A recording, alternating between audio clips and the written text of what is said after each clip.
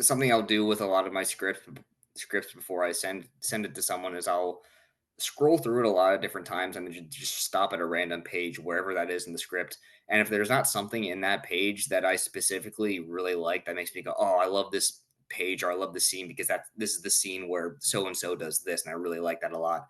If if there's any point when I'm doing that and there's not a scene that makes me feel that way, then I'll double check to make sure, see why that scene isn't working for me, and then I'll kind of expand from there to see like if, is that a problem with like the whole actor? Is that a problem with the whole script? I think it's also a good idea to look at your script in a format that's not on the format of where you're writing it. What I mean by this is when you're done with the script, read it over again, but don't read it on Final Draft or don't read it on the software that you use to write it. I would either like print out a hard copy of it Yeah. or like read it on your phone, read it on something that isn't your computer. Because for me, that helps me to psychologically, that makes me feel like I'm reading something that isn't mine, even though it clearly is. Mhm. It's just something to kind of get your brain looking at the script in a different way. Um, and I think once you kind of like trick your brain that way, it helps you to be a little more honest with your script.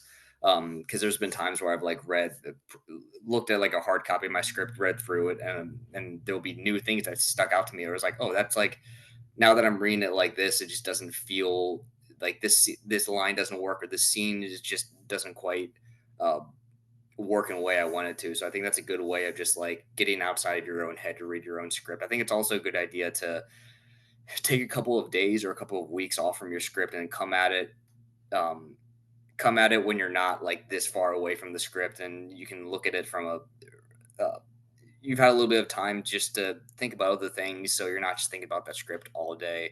So you're kind of coming at it with a little more of a clear mind. Yeah.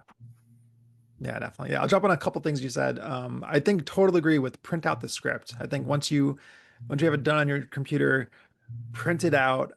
Because I think especially when you print it out and you feel it, like you feel more accomplished as a screenwriter. Like, yeah, I did this 100 pages or whatever, how long it is. Um, and you also catch way more mistakes printing it out than I think. Agree, totally agree. Like you catch way more on paper than you will on a computer screen. So I totally recommend when you're done with the script, print it out. Go somewhere, either a coffee shop and get some coffee, or go get a beer somewhere and just read the whole script front to back with a pen and the paper and write down notes as you're reading the script. I think you can catch a lot on the paper, way more than you can on the computer screen, and there's less distractions too because you're not checking your email, you're not going on this website. Like just pen and paper, it helps so much. And you have a lot if you have a way more clearer head. And the other thing I think I want to say is if you're submitting to scriptreads.com, you can submit as much as you want. But if you're submitting to production companies or producers, you only get one shot. And I think this is very important to know, like before you send it to producers or directors or anyone who can buy the script and can make it, you want to make sure plenty of people have read it before. Do some table reads. Make it the best it could possibly be because you only get one shot once you send it to the producer. You can't send it to a producer and then 2 weeks later be like, "Hey, here's an updated version," and then do it again. Hey, hey, like don't do that. You get one shot, um, and you can change the script once they give you notes and say they like it and they want to change a few things around and they have ideas or notes and they want to discuss it with you. That's fine. Then you can update the script after they give you feedback. But once you're sending it to someone who can actually buy it, you only get one shot. You can only send that PDF of that script one time. So make sure it's ready. Make sure it's a recommend. Um, Double s- check your title page. Make sure Mhm. that you don't have one title page and then a second title page that's blank, and then the Yeah. script. I know Jordan, you and I both use Writer Duet sometimes, but sometimes a lot of people will, whether just for whatever reason, there's just like the title page added a second title page, and when you're reading scripts for a contest and you're scrolling through the script and it's a title page, then a blank page, and then the script, oh, it is not a good. It's like it's got to be the number one mistake that's so quickly noticeable, but also so easy to avoid. That I think Mhm.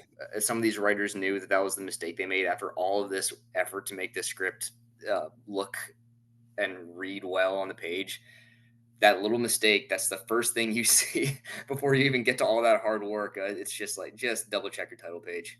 Yeah, yeah. Double check the whole PDF before you send it out. Make sure, if it's 99 pages, it's all there. I've also seen sometimes where like they just export the title page. So you open a script and it's just title page, and then you're like, where's the rest of the script? Yep. Double check that PDF before you send it to people who can make the movie, or the TV show, whatever it is.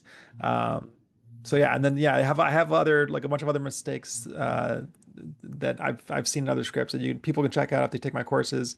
But yeah, anyone who is interested in script coverage, check out scriptreads.com.